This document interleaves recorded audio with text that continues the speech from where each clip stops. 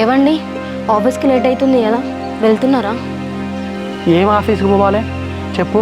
నువ్వు చేసిన దానికి అసలు నా మైండే పని చేస్తలేదు, పిచ్చలు ఎత్తాదు నాకు. ఇంకా ఆఫీస్కి పోయి ఏం పని చేస్తాను నేను అక్కడ? అట్లా అనకండి, నాదే తప్పని చెప్పి ఒప్పుకున్నా కదా. ప్లీజ్ అండి, రెడీ ఆఫీస్కి వెళ్ళండి. లేదే, నాకు ఇవాళ ఆఫీస్కి పోయే ఇంట్రెస్ట్ లేదు. నన్ను ఇక డిస్టర్బ్ చేయకు, సపరేట్గా నువ్వు ఇంట్లోకి వెళ్ళు. సరే అండి, ఎట్లాగో ఆఫీస్కి వెళ్ళని చెప్తున్నారు కదా, నా కడుపులో బాగా వస్తుందండి, హాస్పిటల్కి అని వెళ్ళొద్దామా? లేదే, నాకు హాస్పిటల్ పేరింటనే పిచ్చిలు ఎత్తాను నువ్వు చేసిన దానికి. నేను అయితే ఎటు రాను. నీ చెల్లి ఉండదు, నీ చెల్లెకి ఫోన్ చేసుకొని నువ్వు నీ చెల్లెన్న ఎటన్నా పోయి రాలేగా. లేదండి, చెల్లెనతో మాట్లాడంటే బాగా భయపడతాను. తప్పంతా నాదే, నేనే చేసిన ఇది. ప్లీజ్, కడుపులో బాగా వస్తుంది, హాస్పిటల్ తీసుకెళ్ళండి. చేసేటి అన్నీ చేసుకొని ఇప్పుడు నొత్తానని చెప్పేసి బాధపడితే ఎట్లుంటుంది అసలు? నిజం చెప్పి నేను ఎంత నమ్మిని ఎట్లా నన్ను మోసం చేయాలనిపించింది నీకు? అది ఈ విషయంలో. సరే అండి, అయిపోయింది అయిపోయింది. ఇప్పుడు నుండి మంచిగా ఉండమండి. మీరు అన్నట్టు పిల్లల్ని కూడా కన్నాం. ప్లీజ్, ఈ ఒక్కసారికి హాస్పిటల్కి వెళ్దాం రండి. సరేనే, ఇక నువ్వేదో తెలిసి తెలియక చేసినా అని చెప్పేసి అనుకుంటానా? ఇక నుంచైనా మంచిగా ఉందాం ఇదో చెప్తానా. ఇంకొకసారి కనుక నువ్వు ఇట్లాంటి ఏమైనా కథలు పడ్డావు అనుకో అస్సలు బాగుండదు. లోపలికి వెళ్ళి ఆ డబ్బులు ఇట్లా ఉన్న బ్యాగును తీసుకురాకు, హాస్పిటల్కి వెళ్ళొద్దు.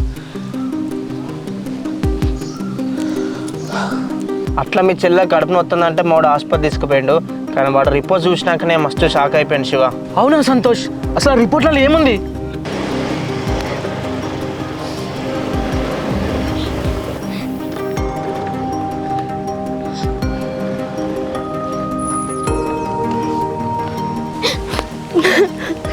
ఎంత పని చేసినవే!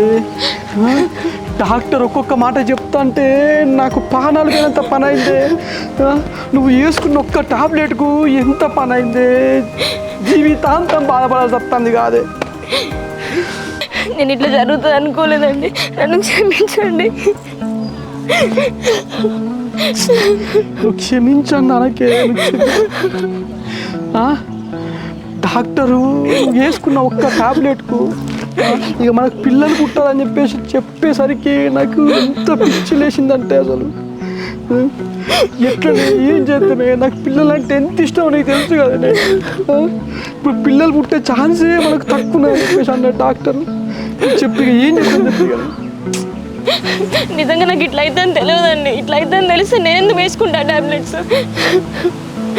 సరేనే, ఇప్పుడు నీ పాటికి నువ్వు వేసుకున్నావు, డాక్టర్ ఏమో ఇప్పుడు నీకు పిల్లలు పుట్టే ఛాన్సే తక్కువ అని చెప్పేసి అంటాను.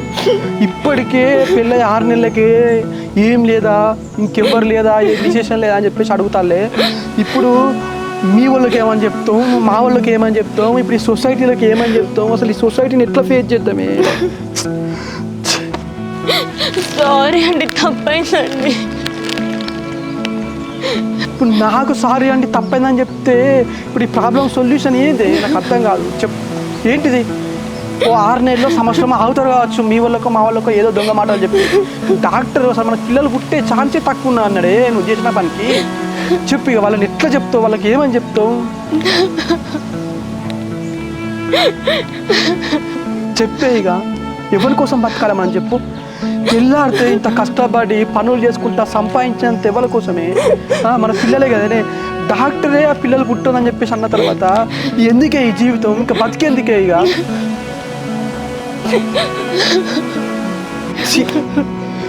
ఈ రోజుతోటి మన బతికి వేస్టే. ఇక ఇంకెవరి కోసం బతకాలే? మన జీవితం మొత్తం చేతులారా మొత్తం స్పాయిల్ చేసుకున్నవే. ఇలా మీ చెల్లె వేసుకున్న టాబ్లెట్ వల్ల మీ చెల్లెకు పిల్లలు పుట్టే ఛాన్స్ చాలా తక్కువ అని చెప్పిళ్ళు. ఆ నిజం తెలిసిన తర్వాత వాడు జాబ్ బంద్ చేసిండు, తాగుడు స్టార్ట్ చేసిండు, మొత్తం పిచ్చోని లెక్క అయిపోయింది శివ. అబ్బా చెల్లె, ఎన్ని మాయ మాటలు చెప్పినావు మాకు. ఎన్నిసార్లు పిల్లల గురించి అన్నా కానీ ఎన్నో అబద్ధాలు చెప్పినావు కదా మాకు. ఒక్కసారి ఆలోచించే శివ, నిజం తెలితే మీ చెల్లెని మీరు ఏమంటారు అని వాడు ఆ నిజం వాడిని మనసులో పెట్టుకొని చాలా బాధపడ్డాడు తప్ప ఈ విషయం వాడు ఇంతవరకు ఎవ్వరికి చెప్పలేదు. అంత ఇష్టం వానికి మీ చెల్లంటే. ఈ విషయం నాకు తెలియక మా బావను ఇష్టమైనట్టు మాట్లాడినా, అన్నరాని మాటలు అన్నా, ఆఖరికి చేయి కూడా వేసుకున్నా.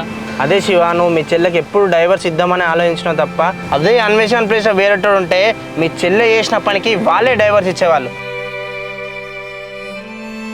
ఇలా ఇన్ని ఇన్సిడెంట్స్ జరిగిన తర్వాత బంగారం లాంటి లైఫ్ అని ఖరాబ్ అయిపోయింది శివ.